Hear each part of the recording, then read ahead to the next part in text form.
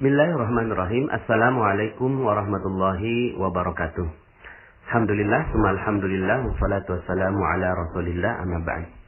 Alhamdulillah, bagaimana kabarnya sahabat magnet rezeki semua? Semoga selalu dalam limpahan keberkahan Allah Subhanahu wa taala.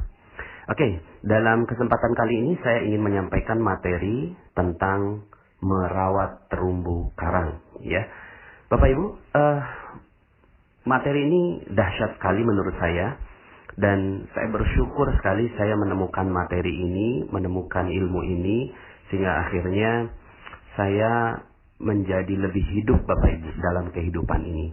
Dan saya merasa bahwa hidup saya menjadi jauh-jauh lebih nikmat dan memiliki agenda yang lebih terarah Bapak Ibu, ya. Jadi materi ini penting sekali menurut saya dan sangat-sangat dasar sekali yang harus menjadi action plan bagi teman-teman semua para member Rahasia Magnet Rezeki. Oke, Bapak Ibu, judulnya ya, sekali lagi saya ulangi, judulnya adalah merawat terumbu karang. Oke Bapak Ibu, sebelum saya jelaskan terumbu karangnya, saya mau tanya ya, begini. Rezeki Allah itu selalu dititip Bapak Ibu. Allah itu nggak mungkin kasihin rezeki ya dengan zatnya sendiri, tidak mungkin ya. Pasti Allah titipkan rezeki ya. Dalam materi Paradox of Candy saya sampaikan bahwa rezeki itu dibawa oleh malaikat Mikail dari langit. Rezeki dibawa, lalu kemudian malaikat Mikail memberikannya kepada kita. Tapi memberikannya kepada kita, kalau kemarin analoginya bungkus permen ya Bapak Ibu ya, di Paradox of Candy. Nah tapi bungkusnya ini seperti apa ya? Kemarin kita bahas bahwa bungkus itu sesuatu yang kita nggak suka dan seterusnya. Nah cuma Bapak Ibu, faktanya bahwa rezeki Allah dititip ya. Rezeki Allah dari malaikat Mikail lalu dititip. Nah, dititipnya di mana inilah yang penting bagi kita, ya. Kenapa? Karena kalau kita nggak tahu dititipnya di mana, maka kita nggak tahu bagaimana cara ngambilnya, Bapak Ibu, ya. Contoh gini, Bapak Ibu, Allah kasih rezeki untuk jerapah itu di pucuk-pucuk pohon, ya. Di pucuk pohon yang paling tinggi, disitulah Allah titip rezeki untuk jerapah.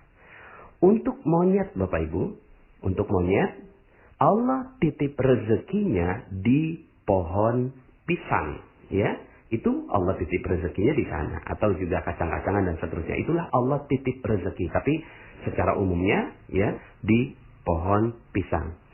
Allah titip rezeki untuk ikan yang ada di laut, di mana? Di terumbu karang, ya. Makanya ini materinya saya kasih judul merawat terumbu karang. Maka hewan-hewan ini cerdas Bapak Ibu. Mereka memiliki insting yang Allah Subhanahu wa taala berikan pada mereka. Kalau Anda tanya, Anda bisa berbicara seperti Nabi Sulaiman gitu ya. Kalau tanya kepada jerapah, "Hei jerapah, di mana rezeki kamu dititip?" Pasti dia bisa jawab. Di mana? Di pucuk pohon. Kalau tanya kepada monyet, "Hei monyet, rezeki kamu di mana?" Di pohon pisang, begitu, ya. Kalau ditanya kepada ikan, "Wahai ikan, kamu rezekinya di mana?" Ya.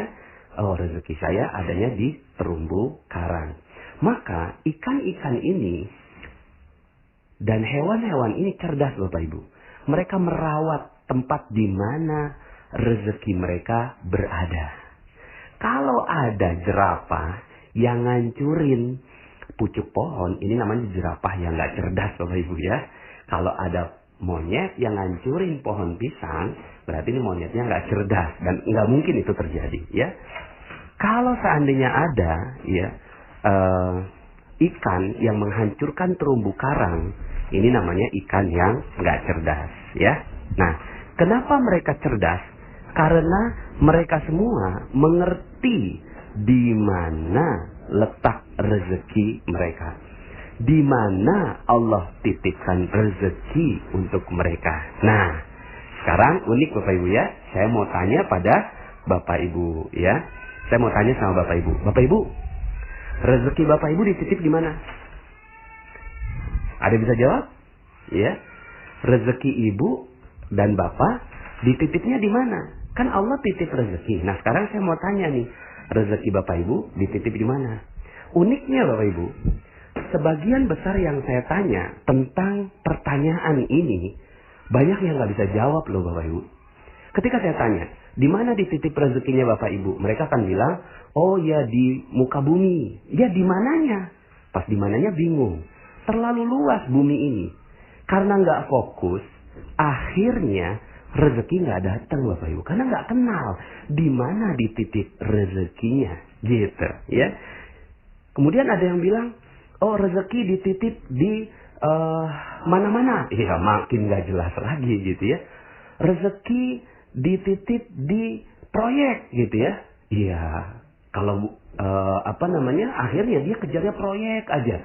Padahal ya bukan di situ tempatnya. Makanya orang-orang yang ngejar proyek, ngejar yang lain-lain, akhirnya yang terjadi adalah mereka tidak mendapatkan rezekinya. Kenapa? Karena bukan di situ rezeki itu, ya. Ayo Bapak Ibu, di mana, ya? Oke, saya jawab ya Bapak Ibu ya. Rezeki Allah dititip di kemuliaan dan kebahagiaan orang lain. Itu. Jadi rezeki manusia dititip rezekinya di mana? Manusia dititip rezekinya di kemuliaan dan kebahagiaan orang lain. Gitu Bapak Ibu, ya. Saya jelaskan. Contoh ya Bapak Ibu ya. Kenapa kok Facebook, ya, itu dia bisa dapetin Mark Zuckerberg ya. Dia kok bisa dapatkan rezeki berlimpah. Wajar. Kenapa? Karena dia membahagiakan 1 miliar penggunanya. Ya. Walaupun dia tidak memuliakan. Yang dia lakukan hanya membahagiakan. Padahal rezeki itu pada kemuliaan dan kebahagiaan orang lain. Ya. Kemudian Google juga membahagiakan orang lain. Memberikan data. Bill Gates, dia membahagiakan orang lain dengan produk Microsoft-nya dan seterusnya. Maka wajar mereka mendapatkan rezeki-rezeki yang berlimpah dari Allah Subhanahu wa Ta'ala. Ya. Maka udah, yang perlu kita lakukan adalah bagaimana kita membahagiakan orang lain. Gitu. Pertanyaan saya, berapa banyak orang yang Anda bahagiakan? Berapa banyak orang yang Anda bahagiakan? Ya, di situ letaknya rezeki. Jelas kalau seandainya kita bahagiakan orang, orang pasti akan ingat kita. Ya, misalnya nih Bapak Ibu, ya kita punya produk. Kita punya produk datang ke orang lain, lalu kemudian kita perkenalkan produk itu. Tapi ya kitanya ini, hatinya kita ingin mengambil uang orang itu. Lalu kemudian tak ada sedikit pun perasaan bagi kita untuk membahagiakan dia. Kira-kira apa yang terjadi? Dia nggak mau beli Bapak Ibu. Mungkin produknya luar biasa, mungkin produknya hebat, mungkin produknya solutif.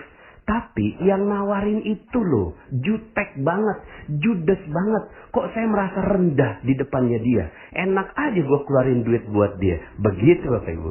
Maka yang dibeli oleh orang itu bukan produk. Sekali lagi, yang dibeli oleh orang lain bukan produk.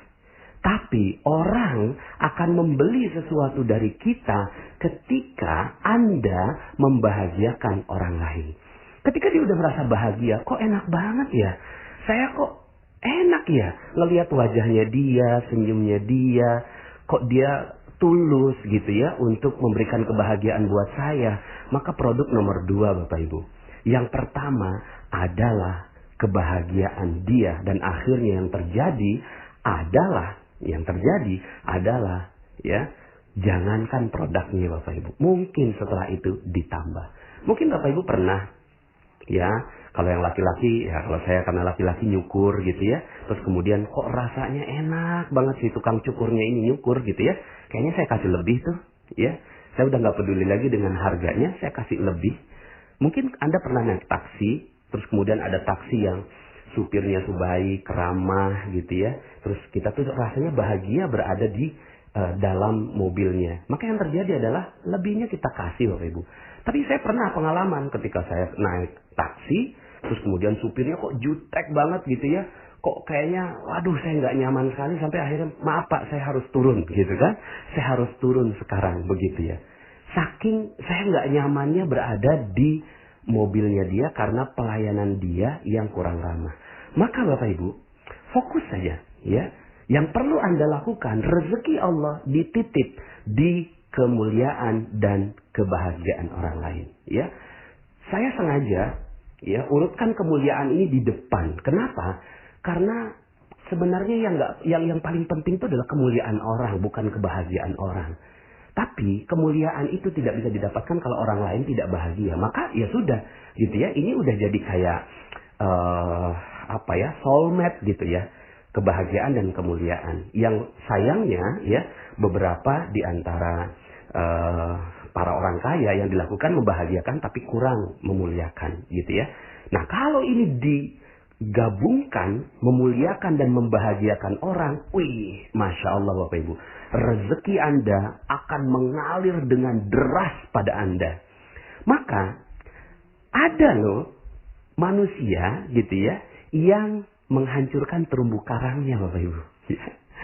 Ikan menghancurkan terumbu karangnya ikan yang tidak cerdas Bapak Ibu. Tapi ada manusia yang menghancurkan kebahagiaan orang lain. Itu unik kan? Ya. Jadi ketika ditanya, rezeki kamu di mana? Nggak tahu. Tapi orang lain benci semua sama dia. Gitu ya. Istrinya dihancurkan perasaannya. Suaminya nggak dituruti dan nggak dihargai. Orang tuanya gitu kan. Sampai nyesal melahirkan dia. Sampai bilang, aduh ya Allah, saya nyesal sekali keluar air susu buat anak saya. Sekarang dia jadi anak durhaka. Hei, ayo lihat. Ya. Bagaimana mungkin Anda bisa bahagiakan customer Anda? Bagaimana mungkin Anda bisa bahagiakan orang lain? Bagaimana mungkin Anda bisa bahagiakan siapapun di muka bumi ini? Kalau istri Anda, suami Anda, anak Anda, orang tua Anda tidak bahagia dengan kehadiran Anda. Maka yang perlu dilakukan bukan cari rezeki Bapak Ibu. Sekali lagi, ini ilmu magnet rezeki Bapak Ibu ya. Tapi bukan rezekinya yang kita ambil. Tapi setelah dengarkan materi ini, maka yang perlu Anda lakukan adalah Anda mengagendakan orang-orang yang ada di sekitar Anda untuk dibahagiakan dan dimuliakan Bapak Ibu ya. Dimuliakan dan dibahagiakan. Muliakan orang tua kita. Muliakan istri kita. Muliakan suami kita. Ya. Muliakan customer kita. Muliakan siapapun. Ya. Setiap orang yang lewat di depan kita. Wah, kita muliakan gitu ya. Sampai begini Bapak Ibu. Misalnya nih ya. Anda jalan. Kemudian naik mobil ya. Naik mobil. Di sebelah Anda ada, mohon maaf ya. Mohon maaf. Ada bencong gitu ya. Ada gay. Ada orang yang bermaksiat gitu ya Bapak Ibu ya. Terus kemudian apa yang ada dalam pikiran Anda? Yang ada dalam pikiran sebagian di antara kita ngomongnya gini. Ih, bencong. Ih, neraka. Ih, jijik. Bapak Ibu, sebenarnya apa yang terjadi? Yang terjadi adalah Anda sedang menghancurkan terumbu karang Anda. Anda sedang menghancurkan rezeki Anda. Kok bisa? Ya iya. Ya, Anda nggak muliakan dia. Loh bagaimana memuliakan? Oh dia bencong. Dia gay. Bagaimana bisa dimuliakan? Bapak Ibu, udahlah nggak mampir, nggak negor, nggak ngorder gitu ya. Nggak nyalamin, malah nyumpahin di pikiran. Neraka, jijik, dan seterusnya. Gitu ya. Maka yang harus dilakukan gimana? Ya kalau seandainya Anda nggak datangi dia, doakan dia. Gimana cara mendoakannya? Langsung naik gitu ya. Atau nggak usah pakai tangan, juga pakai pikiran juga udah jadi doa. Ya Allah, muliakan dia. Ya, berikan jalan taubat buat dia. Berikan rezeki buat dia sehingga dia tidak lagi melanjutkan pekerjaannya. Ya Allah, hanya itu yang bisa saya lakukan. Tolong ya Allah, bantu dia. Udah, selesai. Anda aman Bapak Ibu, ngelihat bencong di pinggir jalan, ngelihat gay di pinggir jalan, Anda selamat pikiran Anda. Selama ini Bapak Ibu, Anda ngelihat orang yang Anda nggak suka, lalu kemudian dalam pikiran Anda menjudge, Anda menghakimi, Anda merusak terumbu karang Anda merusak rezeki Anda. Itu yang terjadi. Ya, Maka Bapak Ibu, kalau seandainya Anda sekarang ini seret rezekinya, Anda sekarang sedang berat, hutang nggak lunas-lunas, amanah nggak lunas-lunas, piutang kok nggak datang-datang begitu ya. Yang perlu Anda perhatikan adalah bagaimana terumbu karang Anda. Jangan-jangan terumbu karang Anda sudah hancur di bom Bapak Ibu. Ya, siapa yang ngebom? Anda sendiri. Anda bom. Itu terumbu karang seperti nelayan yang mengebom lautan begitu ya. Mentang-mentang Allah ya kasihin hukum bahwa ikan yang bangkai boleh dimakan halal. Maka yang dilakukan adalah dibom aja supaya bangkai ini yang kita tangkap begitu ya. Mentang-mentang begitu Bapak Ibu, maka yang dilakukan adalah menghancurkan terumbu karang Bapak Ibu ya. Maka yang terjadi adalah kita manusia sering menghancurkan terumbu karang kita ya. Coba perhatikan gitu ya. Perhatikan berapa banyak terumbu karang yang Anda hancurkan. Maka Bapak Ibu, kalau seandainya sekarang ini rezeki nggak ada, ya sudah, wajar Anda menghancurkan terumbu karang Anda, gitu ya. Ada orang Anda benci banget gitu ya, misalnya Anda tahu nih sebuah ilmu, sedikit Anda tahu gitu kan, ya bahwa oh ya nih kalau pakai hadis ini gitu kan, ini hadisnya nggak ada di Nabi, terus kemudian yang lainnya dibilang oh itu bid'ah, itu neraka dan seterusnya. Kemudian ada lagi yang mengatakan bahwa golongannya lebih baik gitu kan. Lalu kemudian mengatakan dia itu ya neraka begitu ya. Masya Allah, Anda lagi ngebom itu Bapak Ibu. Anda lagi ngebom rezeki Anda itu hancur. Anda mau masuk surga, tapi Anda menghancurkan terumbu karang Anda gitu ya. Anda menghancurkan ya. Dalam Al-Quran disebutkan, A'udzubillahi minasyaitonirrajim, ya ayyuhallazina amanu la yaskhar qaumun min qaumin asa ayyakunu khairan minhum, wala nisa'un min nisa'in asa ayyakunna khairan minhun. Hai orang-orang yang beriman, janganlah seorang lelaki itu menganggap dirinya lebih baik daripada orang lain. Nah, lebih baik daripada orang lain saja, menjudge orang lain saja, itu nggak boleh Bapak Ibu. Apalagi menjudge gitu ya, di dalam pikiran kita tuh orang nggak bagus Bapak Ibu ya. Begitu juga wanita dan juga perempuan gitu ya. Nah Bapak Ibu, bagi perempuan-perempuan yang suka gosip, sebenarnya yang suka gosip bukan cuma perempuan ya, laki-laki gitu ya. Laki-laki tuh suka gosip juga. Gosip politik, gosip ngomongin pemimpin, gosip ngomongin bisnis, ya proyek, saling sikat-sikut, itu gosipnya lelaki. Gosipnya perempuan apa? Gosipnya perempuan ngomongin orang, ngomongin tetangga, di tukang sayur dia ngomongin keburukannya orang lain beli kulkas 2 pintu diomongin, orang lain beli mobil baru diomongin gitu kan, orang lain pakai jilbab miring diomongin, orang lain pakai gendut lalu kemudian pakai baju kayak lepet diomongin gitu ya. Apa yang sedang Anda lakukan? Yang sedang Anda lakukan adalah mengebom rezeki Anda. Hancur rezeki Anda di situ. Jadi kalau seandainya Anda sekarang ini berintrospeksi, ya Allah, kenapa ya rezeki saya seret? Ya Allah, kenapa ya rezeki saya kok segini-gini aja? Hei, coba lihat, udah berapa banyak orang yang Anda hancurkan? Sudah berapa banyak rezeki yang Anda hancurkan? Bagaimana mungkin Anda berpikir seperti Mark Zuckerberg yang berpikir bagaimana orang lain bisa bermanfaat gitu?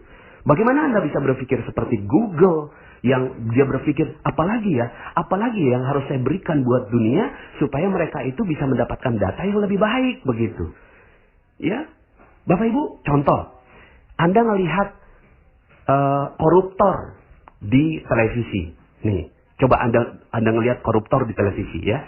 Pas ada koruptor ditangkap di televisi, terus kemudian Anda katakan begini, mampus, mati aja, biar dicincang-cincang, dasar, ya, rasain lo, dan seterusnya.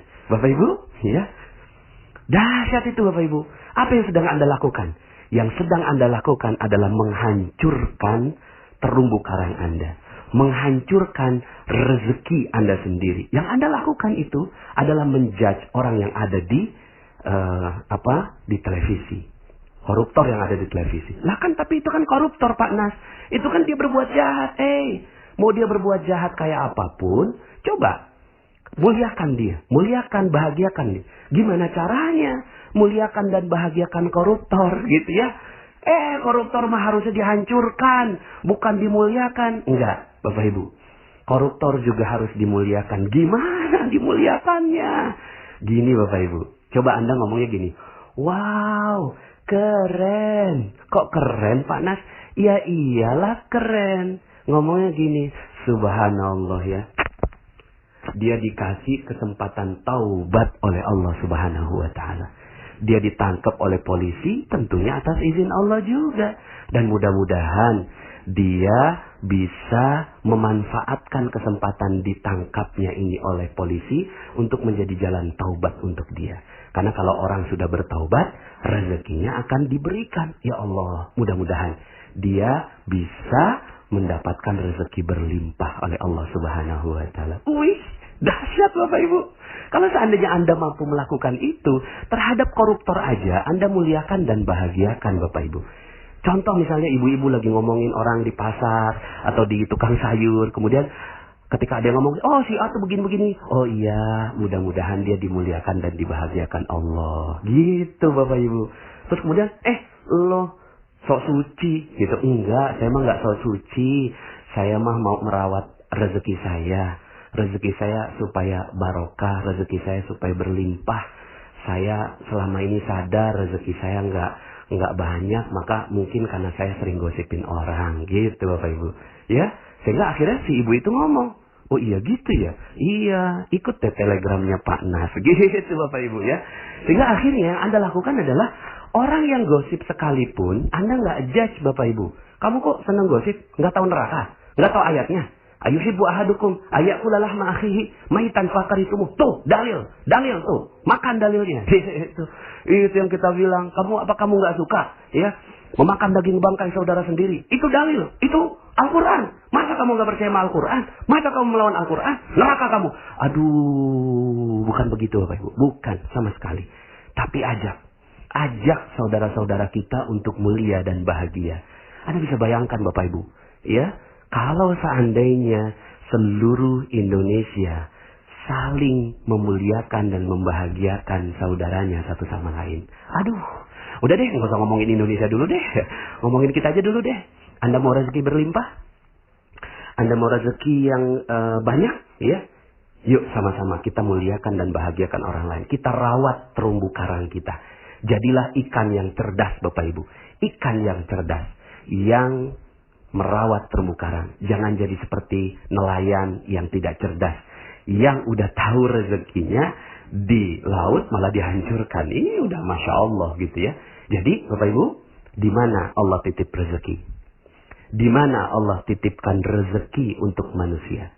Di kemuliaan dan kebahagiaan orang lain. Mulai dari sekarang, lihat orang sekitar Anda.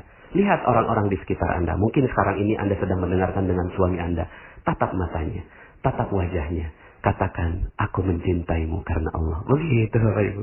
Mungkin Anda di sekitar Anda ada suami Anda ucapkan. Mungkin di sekitar Anda sekarang ada anak Anda, ada anak-anak Anda. Langsung datangi mereka. Ya Allah, ya mudah-mudahan engkau mulia dan bahagia. Peluk dia, sayangi dia. Apapun kesalahannya. Mungkin Anda lupa, ya. Baru aja lebaran begitu ya. Baru maaf-maafan, tahu-tahu tiba-tiba sudah memberikan kesakitan buat ibu Anda. Coba datangi ibu Anda. Karena di situ adalah terumbu karang yang paling besar Bapak Ibu. Terumbu karang yang paling mulia. Terumbu karang rezeki yang paling dahsyat. Itu ada di ibu dan ayah Anda. Begitu Bapak Ibu. Lalu setelah itu Anda terbiasa. Melihat orang Anda muliakan. Melihat orang Anda muliakan. Dengar testimoni yang ada di Telegram ini Anda bacakan. Anda muliakan, bahagia. Bukan begini. Ya, Pak Nas, kok itu yang testimoni-testimoni kok lebay-lebay banget gitu ya. Kok isinya nih cuma testimoni-testimoni aja? Jangan. Doakan ya Allah, ya. Muliakan dan bahagiakan semua orang-orang yang ada di channel Telegram ini. Itu Bapak Ibu. Nah kalau udah itu yang terjadi Bapak Ibu akhirnya wajahnya juga jadi jauh lebih mudah tersenyum gitu. Jadi jauh lebih mudah tersenyum. Ada aura, energi yang keluar dari diri Anda.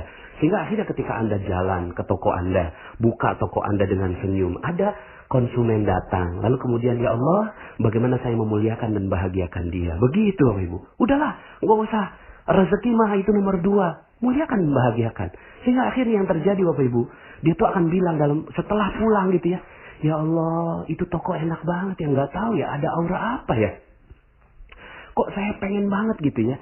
Seandainya ada yang tawarin yang jauh lebih murah, saya nggak mau. Saya maunya beli di dia aja. Karena ya di tempatnya itu barangnya jauh lebih berkualitas dan saya dapat senyuman lagi. Begitu Bapak Ibu. Jadi Bapak Ibu, ya muliakan semua orang. Semua orang. Semua orang. Gitu ya. Semua orang. Agendakan. Sehari ini, ketika mulai pagi hari, maka agenda Anda bukan untuk mencari rezeki Bapak Ibu. Untuk cari uang, untuk bekerja bukan. Tapi agenda Anda, pergi dari rumah Anda, yang Anda lakukan adalah bagaimana saya memuliakan dan membahagiakan orang lain. Dari situ baru rezeki Anda akan mengalir pada diri Anda. Mungkin ada yang bilang begini, ya Allah Pak Nas, saya baru dapat materi ini, saya sadar terumbu karang saya ini udah hancur gitu ya. Saya selama ini menzolimi, merusak hubungan saya dengan orang lain. Nggak apa-apa Bapak Ibu, tenang aja. Santai kok, santai. Anda kan baru tahu mungkin ya ilmu ini. Ya, apa yang perlu dilakukan? Yang perlu dilakukan adalah tenang aja. Terumbu karang masih banyak. Terumbu karang masih banyak. Muliakan orang yang bisa Anda muliakan. Bahagiakan orang yang bisa Anda bahagiakan di sekitar Anda. Di sekitar Anda. Mulailah sekarang. Mulai pelan-pelan merawat terumbu karang Anda. Ya silahkan gitu ya. Rawatlah terumbu-terumbu karang Anda gitu kan. Sampai akhirnya menjadi terumbu karang yang indah. Maka rezeki akan datang berlimpah kepada Anda. Jadi ya kalau ada yang bertanya, Pak Nas, saya ini orangnya banyak dosa. Ya, apakah rezeki saya pantas dapetin rezeki Allah? Pantas kok. Pantas kok. Ya, asalkan Anda mau mengamalkan ilmu ini. Muliakan dan bahagiakan orang lain. Dari mana memulainya? Mulai dari orang tua Anda. Itu. Mulai dari orang tua Anda. Kalau Anda mampu melakukan itu, maka Masya Allah, rezeki Anda akan datang dengan berlimpah ruah. Semoga saya doakan Anda semua mendapatkan keberkahan, kemuliaan, kejayaan, kebahagiaan, keharmonisan dari Allah Subhanahu wa Ta'ala. Sampai jumpa pada audio-audio berikutnya. Saya Nasrullah. Assalamualaikum warahmatullahi wabarakatuh.